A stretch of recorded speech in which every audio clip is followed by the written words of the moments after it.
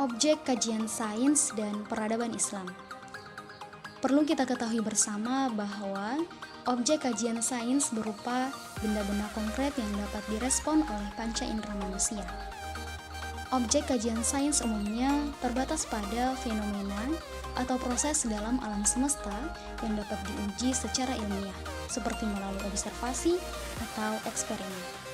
Sementara itu, masih banyak hal yang tidak dapat diuji secara ilmiah, misalnya keyakinan atau agama dan kekuatan supranatural, seperti mukjizat atau astrologi, sehingga tidak termasuk dalam ruang lingkup sains.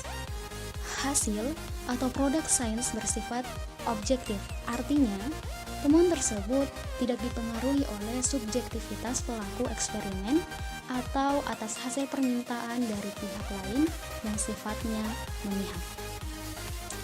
Nah, objek penelitian dari sejarah dan peradaban Islam itu tidak bisa lepas dari definisi sejarah dan peradaban itu sendiri. Lantas, apa sih yang dimaksud dengan sejarah? Nah, menurut Sidi Ghazalba, sejarah adalah gambaran masa lalu tentang manusia dan sekitarnya sebagai makhluk sosial yang disusun secara ilmiah dan lengkap, meliputi urutan fakta masa tersebut dengan tafsiran dan penjelasan yang memberi pengertian dan kepahaman tentang apa yang telah berlalu itu.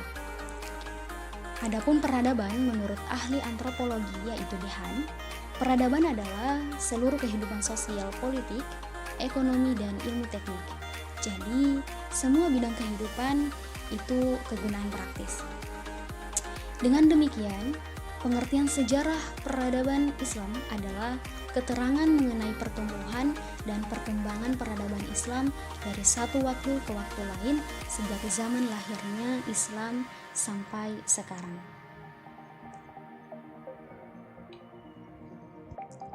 Lanjut, metode sains atau ilmiah. Metode sains atau ilmiah adalah suatu cara sistematis yang digunakan para ilmuwan dalam memecahkan atau mencari jawaban atas masalah-masalah yang dihadapi dalam penelitian. Penelitian sendiri merupakan usaha untuk menemukan, mengembangkan, dan menguji kebenaran suatu pengetahuan yang dilakukan dengan menggunakan metode ilmiah. Perlu kita ketahui bersama juga bahwa terdapat 5 langkah dasar atau tahapan dalam penulisan metode ilmiah, dimulai dari merumuskan masalah, mengumpulkan informasi, menyusun hipotesis, melakukan percobaan dan analisis data, menarik kesimpulan, hingga mengkomunikasikan hasil penelitian. Kemudian, metode sejarah adalah proses menguji dan menganalisis secara kritis rekaman dan peninggalan masa lampau. Rekonstruksi yang imajinatif dari masa lampau berdasarkan data yang diperoleh dengan menempuh proses itu disebut historiografi. Yang pertama ada metode penggalian sejarah. Nah, penggalian sejarah pada umumnya menggunakan metode lisan, observasi, dan dokumenter. Yang kedua, metode penulisan sejarah. Adapun dalam penulisan sejarah, demikian pula sejarah peradaban Islam. Metode yang dapat digunakan adalah metode deskriptif, komparatif, dan analisis simetris. Kemudian berbicara tentang ruang lingkup pembahasan sejarah sains dan peradaban Islam. Ruang lingkup pembahasan sejarah peradaban Islam mencakup realisasi dari berbagai gagasan dan ide ajaran Islam oleh umatnya. Mata kuliah ini membahas bagaimana umat Islam menata kehidupan politik, mengelola kehidupan ekonomi, mengembangkan iptek, serta kesenian dalam upaya mengejawantahkan ajaran Islam untuk meresponi berbagai persoalan yang dihadapi dalam kehidupan nyata. Mata kuliah ini tidak memusatkan perhatian pada aspek ide atau gagasan seperti yang dibahas dalam teologi dan fikih. Ia difokuskan pada realitas yang wujud sebagai manifestasi dari ide dan gagasan tersebut. Mesir kuno kurang lebih 4000 sampai 400 sebelum Masehi. Mesir kuno adalah peradaban kuno di sebelah timur laut benua Afrika yang berpusat di daerah hilir Sungai Nil, yakni kawasan yang kini menjadi wilayah negara Mesir. Peradaban ini dimulai dengan unifikasi Mesir hulu dan hilir sekitar 3150 sebelum Masehi dan selanjutnya berkembang selama kurang lebih 3 milenium. Kemudian selanjutnya ada Yunani kuno 600 sampai 30 sebelum Masehi. Peradaban Yunani merupakan salah satu pusat peradaban tertua di Eropa yang terletak di ujung tenggara di benua Eropa di sekitar Laut Tengah, sehingga sangat strategis dalam pelayaran. Bangsa Yunani, menurut ahli antropologi, berasal dari bangsa Indo-Jerman. Diketahui bahwa nenek moyang bangsa Yunani adalah bangsa Ionia, Achaea, Helen, dan Ionia.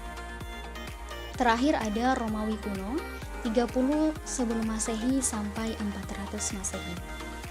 Peradaban Romawi merupakan sebuah peradaban yang berasal dari negara kota Roma yang didirikan di semenanjung Italia yang menjulur ke Laut Tengah. Kota Roma itu sendiri diperkirakan berdiri pada tahun 750 sebelum Masehi. Singkatnya, peradaban Romawi terletak di negara Italia, sekarang ini tepatnya di pegunungan Apenia. Daerah pegunungan Apenia seperti sebuah kaki yang sedang menyepak bola, dan bola itu adalah Pulau Sisilia. Yang pertama ada mengembalikan kembali kesatuan Jazirah Arabi setelah berhasil mengalahkan gerakan murtad. Yang kedua, mengumpulkan Al-Quran pada masa kekhalifahan Abu Bakar. Yang ketiga, menyatukan mushaf pada masa kekhalifahan Utsman bin Affan. Keempat, pemberian titik terhadap mushaf pada masa kekhalifahan Ali bin Abi Thalib. Kelima, ada memulai penanggalan Hijriah pada masa kekhalifahan Umar bin Khattab. Selanjutnya, membangun kota-kota berikut: Basrah, Kufah, Fustat pada masa Umar bin Khattab. Ketujuh, pembersihan etnis Yahudi dari Jazirah Arab pada masa Umar bin Khattab. 8. Didirikannya lumbung tepung yang terletak antara Mekah dan Madinah. Di tempat ini disimpan tepung, minyak goreng padat, kurma, dan minyak goreng cair yang diperuntukkan para musafir yang kehabisan bekal. 9. Menjaga keamanan masyarakat di ibu kota negara atau Madinah. 10. Ada perluasan Masjid Nabawi dengan membeli rumah-rumah dan tanah di sekitarnya, melapisi dengan bebatuan dan kerikil, dan menerangi dengan lampu-lampu petromak. Hal ini sebagaimana dinyatakan Ali bin Abi Thalib, semoga Allah menerangi kubur Umar sebagaimana dia menerangi masjid-masjid kami. Dan yang terakhir ada Umar bin Khattab pertama kalinya menyatukan umat Islam dengan satu imam dan sholat tarawih.